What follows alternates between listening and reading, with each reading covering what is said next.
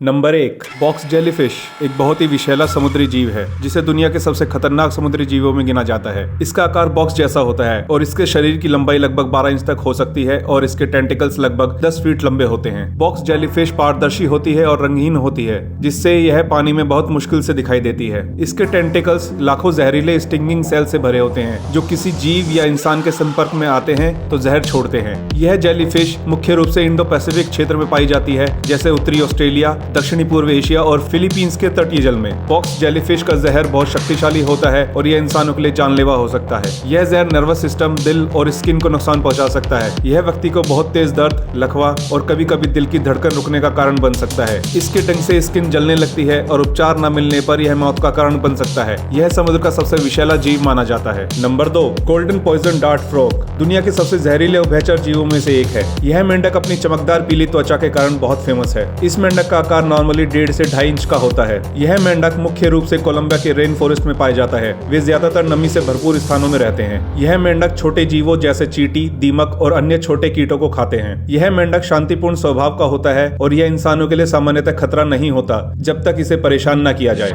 इसका जहर इतना खतरनाक होता है कि यह मनुष्य के लिए खतरनाक साबित हो सकता है। इसका जहर नर्वस सिस्टम पर प्रभाव डालता है और दिल की धड़कन को रोक सकता है जिससे मौत हो सकती है। इनका जहर उन्हें शिकारी से बचाता है। इनकी चमकीली पीली त्वचा उनके जहरीले होने का सिग्नल देती है जिससे बाकी जानवर इन्हें नहीं खाते। यह दुनिया के सबसे जहरीले मेंढकों में से एक है। नंबर 3 इनलैंड ताइपन दुनिया के सबसे विषैले सांपों की प्रजातियों में से एक है। इनलैंड ताइपन का साइज लगभग 6 से 8 फीट तक हो सकता है। इसका शरीर पतला और लंबा होता है और यह बहुत तेजी से हिल सकता है। इसका रंग हल्का भूरा या जैतून जैसा होता है और शरीर पर हल्के काले या गहरे भूरे धब्बे होते हैं। इसका सर थोड़ा सा चौड़ा और सपाट संरचना वाला होता है। इनलैंड ताइपन मुख्य रूप से ऑस्ट्रेलिया के दूर दराज के सूखे इलाकों में पाया जाता है। यह रेगिस्तान और घास के मैदानों में रहता है जहां पर यह अपनी ठंडी और शांतिपूर्ण स्थिति में रह सकता है। यह मुख्य रूप से छोटे स्तनधारियों विशेषकर चूहों को अपना शिकार बनाता है। इसका जहर दुनिया में किसी भी सांप के जहर से ज्यादा शक्तिशाली माना जाता है। इसका जहर इंडियन कोबरा से 50 गुना तक जहरीला हो सकता है। यदि इसका जहर किसी इंसान के शरीर में चला जाए तो यह कुछ मिनटों के अंदर ही उसकी जान ले सकता है, लेकिन यह बहुत कम लोगों को खतरे में डालता है क्योंकि यह इंसानों से दूर रहता है। नंबर 4 स्टोनफिश एक अत्यंत जहरीली मछली है जो समुद्री तटों पर पाई जाती है, खासकर इंडो पैसिफिक क्षेत्र के कुछ हिस्सों जैसे ऑस्ट्रेलिया, दक्षिणी पूर्व एशिया और आसपास के आइलैंड में। इसके नाम की वजह इसका पत्थर जैसा रूप है जो इसे अपने पर्यावरण में आसानी से छिपने में मदद करता है। स्टोनफिश आक्रामक नहीं होती